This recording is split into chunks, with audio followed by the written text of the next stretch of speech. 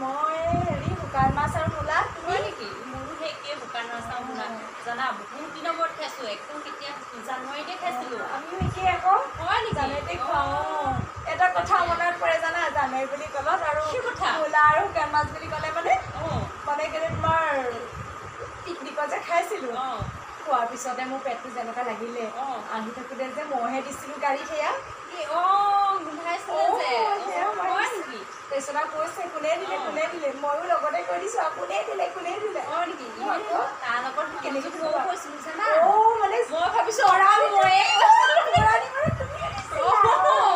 মই ভাবিছোঁ অকল মোৰে কৈছে নেকি?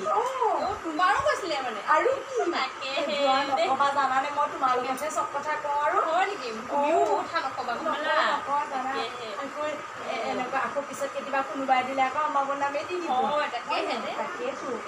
আৰু মানে কি জানানে, মূলা আৰু যে আৰু মোৰ শুকান মাছ খালে ভয়ে লাগে। হয় নেকি? জানাই নহয় আৰু।